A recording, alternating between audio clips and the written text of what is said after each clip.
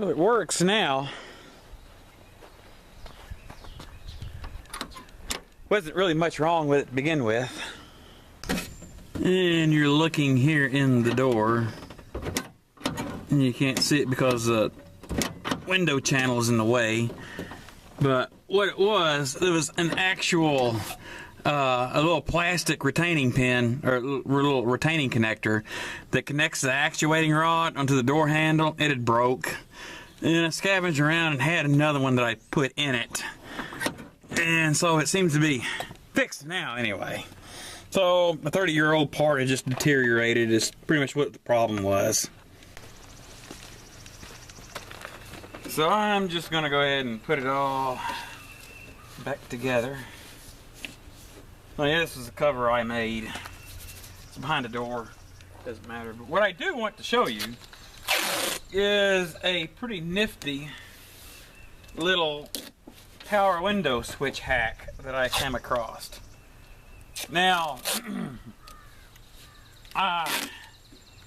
the window switch on this side was bad when I got the truck. It would not roll the window up and down, and I was going to have to put a new switch in it, but the bezel or faceplate, whatever it's called, that it snapped into was busted. I couldn't find that, and I did, and I got to studying around, and I found that a GM square body power window switch had almost the same wiring configuration. And with a little luck, I went and picked one up. It's a Dorman. It's an aftermarket. You know, the aftermarket for a GM was, I think, $9, and an aftermarket power window switch for this was like almost 30 or something like it. I forgot. And plus, I was going to have to issue, trying to find a new faceplate for it. But it was all in one piece. So, what I did, it had a center electrode on the GM connector, and I had to shorten it a little bit, and I snapped it in, and it works. It rolls the window up and down. Just perfect. And it looks almost OEM.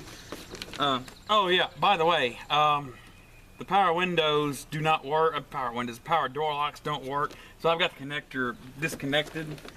I am going to order new actuators for it. I'm also going to order them for the Blue F-150. Everything I got needs door lock actuators.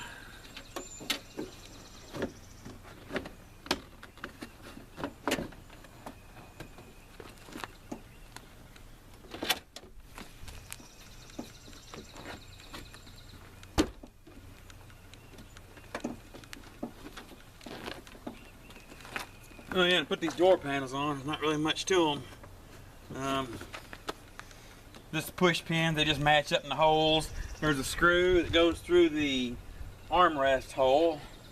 It's just a small Phillips screw. So yeah, I mean, that was the easiest fix for the power door lock, or power window switch. And I haven't had any problems out of it. So, this is the hard part.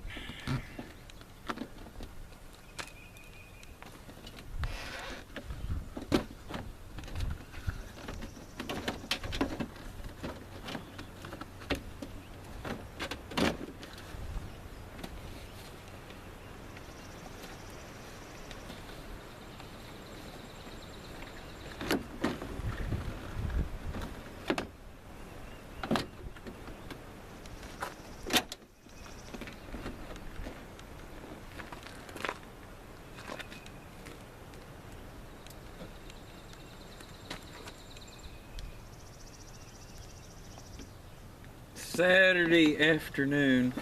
Yeah, this repair for the door took a whole 3 minutes. I thought there was going to be more work involved in it than there was, but there wasn't.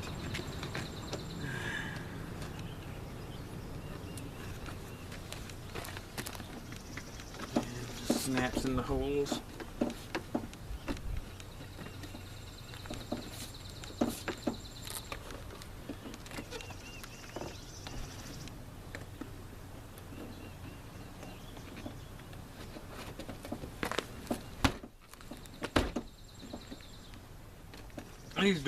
These door panel pins never was really much count. All right, now for the power window switch.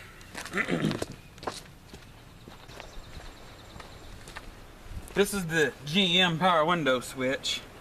There's a blank tab, and it seemed to me like I aligned the blank tab, the three connectors to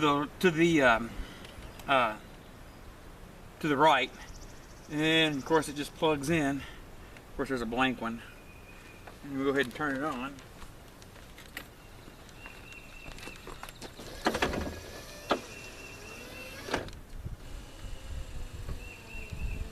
Works just perfect.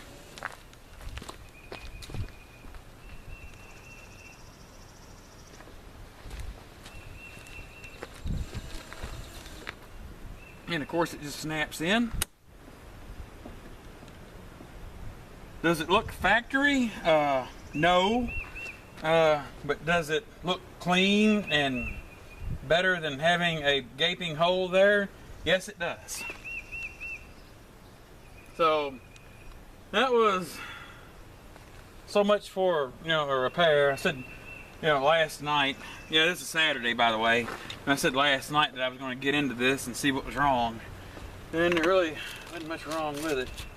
Oh yeah, the door knobs had the chrome flaking off and was cutting my fingers every time I locked the doors, so I put new ones on, and they're for a 78-79. Oh well, it's fine. The new ones, they made them curved and didn't put the hook on because it was kind of more theft deterrent. And that you can actually grab something onto it and pull it up. Yeah, alright, well, I hope everyone's having a good day anyway. It's off to give this a bath or something. Thanks for watching.